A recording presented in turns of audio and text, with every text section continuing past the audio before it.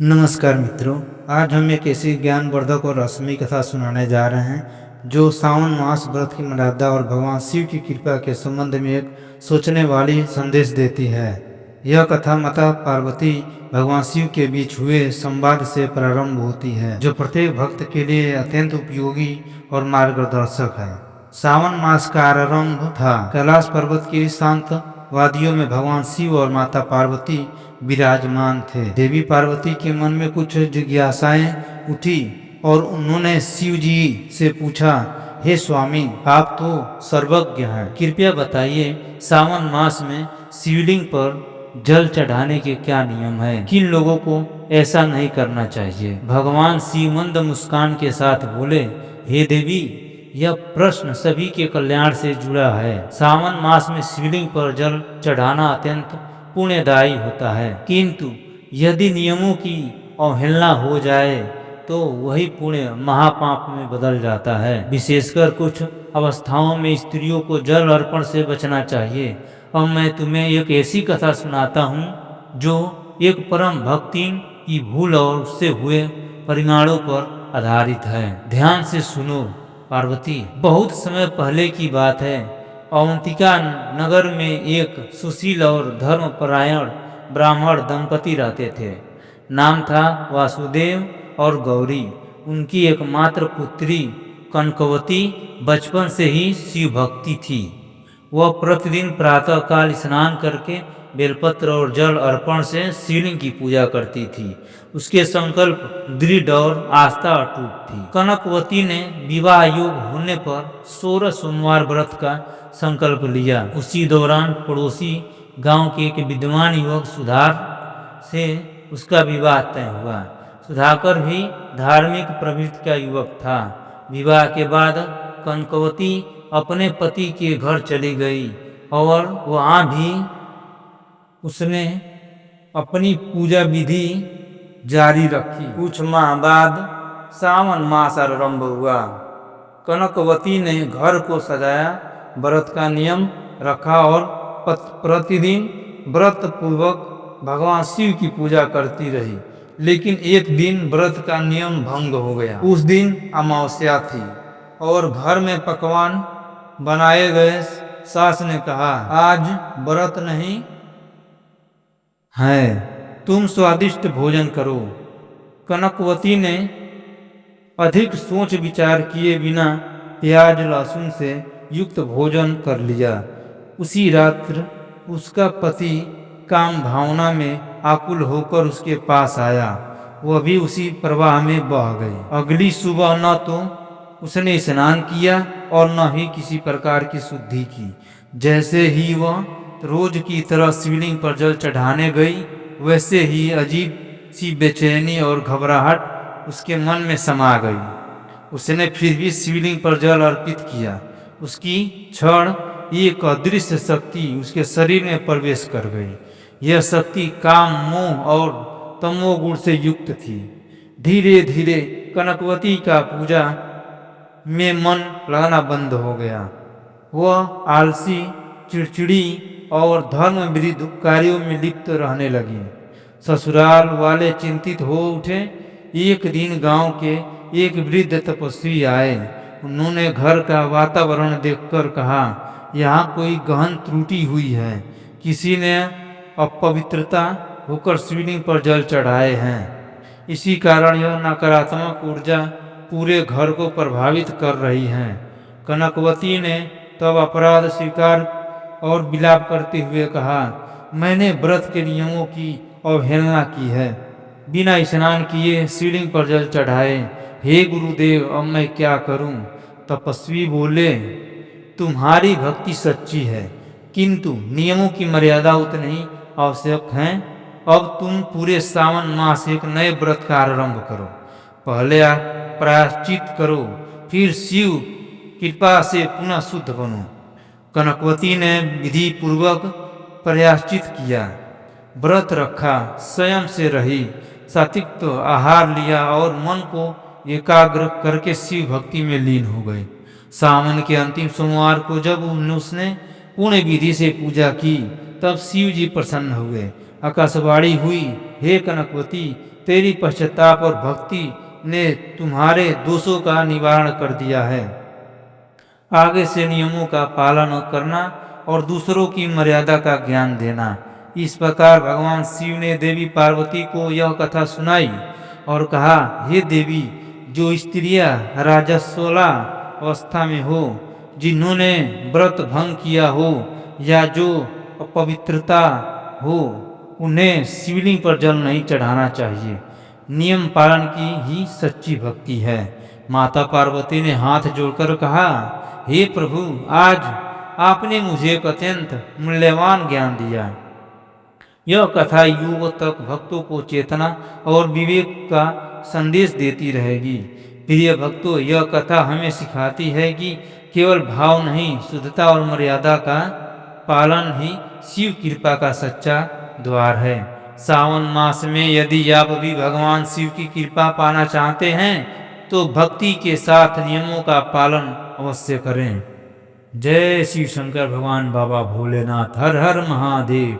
अनजाने में सुशीला और सदानंद दोनों ने व्रत के दिन तामसिक पदार्थ खा लिए थे, जिसे सुशीला का सोमवार व्रत भी भंग हो गया। जिस व्रत के पुण्य की वह हकदार थी, वह पुण्य पाप में बदलने लगा। काम वासना के प्रबल प्रभाव से सुशीला के मन को पूरी तरह दूषित कर दिया। उसी का असर उसके पति सदानंद पर भी हुआ। अब सदानंद का मन भी हर समय भोग विलास में लिप्त रहने लगा। प्रतीक ऐसा प्रतीत होता था मानो कामदेव की छाया उन पर पड़ गई हो, जो उन्हें पतन की ओर ढकेल रही थी। कुछ समय के इसी प्रकार व्यतीत हो गया।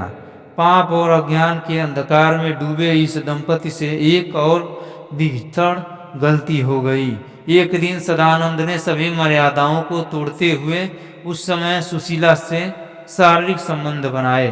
जब सुशीला मानसिक धर्म रजस्वला की अवस्था में थी, यह घोर पाप था, क्योंकि रतुल के दिनों में स्त्री को अशुद्ध माना जाता है और उन सभी दिनों में उसके शरीर में एक विशेष पाप निवास करता है। शास्त्रों में कहा गया है कि मासिक धर्म के 3 दिनों तक स्त्री के शरीर में ब्रह्म हत्या का पाप रहता है। इसलिए उस अवधि में स्त्री को पूजा पाठ से दूर रहना चाहिए। जो पुरुष उन दिनों स्त्रियों को स्पर्श करता है या उससे सहवास करता है, वह भी उस पाप का भागी बन जाता है। लेकिन कामाधानता में डूबे सदानंद और सुशीला यह सब बात भूल चुके थे। जैसे ही रजस्वला अवस्था में सुशीला के साथ सदानंद ने संबंध बनाए, स्त्री के शरीर में स्थित वह पाप तुरंत सदानंद के शरीर में प्रवेश कर गए। पाप का असर तुरंत दिखा। सदानंद अचानक पीड़ा से चीखते हुए जमीन पर गिर पड़ा।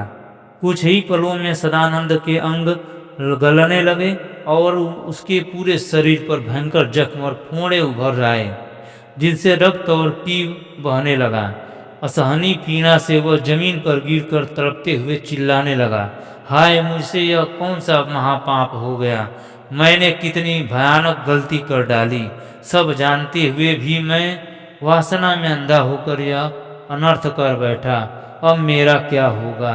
हे भोलेनाथ, मेरी रक्षा कौन करेगा? सदानंद की हृदय विदारक चीख पुकार सुनकर उसकी माता घबराकर वहां आई। उन्होंने अपने बेटे को जमीन पर तड़पते देखा तो क्रोध और शोक से उनका हृदय भर उठा। सामने उनका लाल पीड़ा से छटपटा रहा था। शरीर पर गले सड़े घाव थे और दुर्गंध युक्त रक्त मवाद बह रहा था। वह देख माँ का दुख क्रोध में बदल गया। वह सुशीला की ओर आग बबूला नजर से देखते हुए चिल्लाई, हे पापी, तूने मेरे बेटे का जीवन नर्क बना दिया। तू ही इसके पतन का कारण है। अब इस घर से तुरंत निकल जा। अपने पति की ऐसी हालत देखकर सुशीला भय और शर्म से पहले ही रो रही थी। सास के कठोर वचन सुनकर वह और अधिक व्यथित हो गई। सुशीला हाथ जोड़कर रोती हुई बोली, माँ, मुझे क्षमा कर दीजिए। मुझसे बहुत बड़ा अपराध हो गया है। वासना के अंधेपन में मुझसे यह भूल हुई।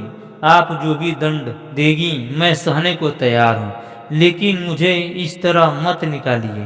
क्रोध से उन्मत्त सास ने उसकी एक ना सुनी।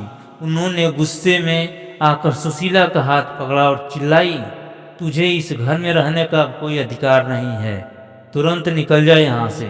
यह कहकर सास ने सुशीला को घर के बाहर धक्का देकर निकाल दिया। सुशीला बिलखती हुई घर से बाहर निकल आई। उसका सुहाग उजड़ने के कगार पर था। घर परिवार सभी टूट गए थे। उसे कुछ समझ नहीं आ रहा था कि वह कहाँ जाए और क्या करें।